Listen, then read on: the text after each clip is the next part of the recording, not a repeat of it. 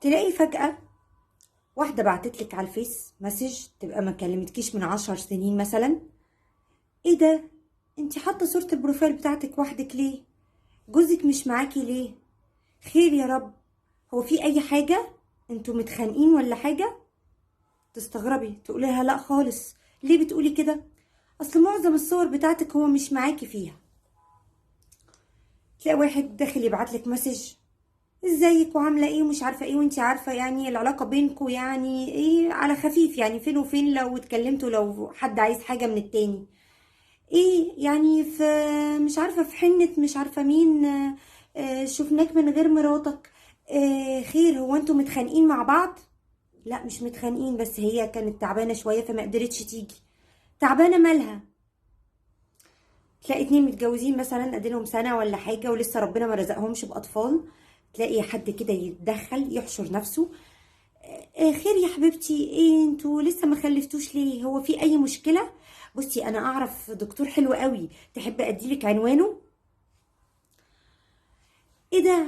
انتي اديلك 3 سنين مخلفه، لازم تجيبي طفل تاني بقى، لازم تجيبي اخ لاخته، مش معقوله كده، لازم تخاويه. هو انت سبت شغلك؟ يا حرام، ليه؟ هم اللي رفضوك؟ إيه؟ لا مش هما اللي رفضوني، انا اللي مشيت ليه؟ ايه انت يعني الشغل التاني ده مرتبه اكبر؟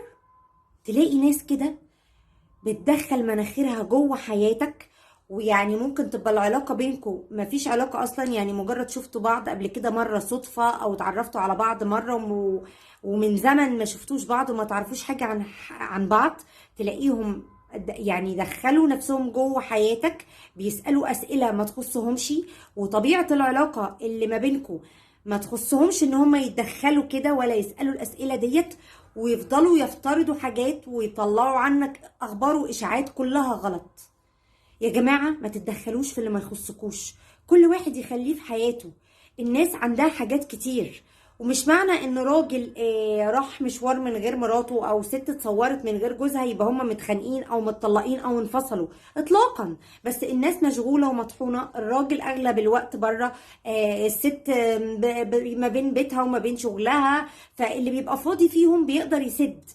في مشوار لو هو فاضي هو يروح، في مثلا واجب فرح عزا لو هي فاضية هي تروح، الولد عنده تمرين اللي فاضي فيهم بيودي. فمش ضروري ان هما يبقوا لازقين لبعض ومع بعض في كل مكان عشان حضراتكم تقتنعوا ان العلاقة بينهم زي الفل. ومع ذلك حتى لو هما متخانقين متطلقين مولعين في بعض، ما يحقلكش انت ايا كان طبيعة العلاقة اللي بينك وبين فلان او فلانة ان تخليك تتدخل وتسأل وتحشر نفسك في النص.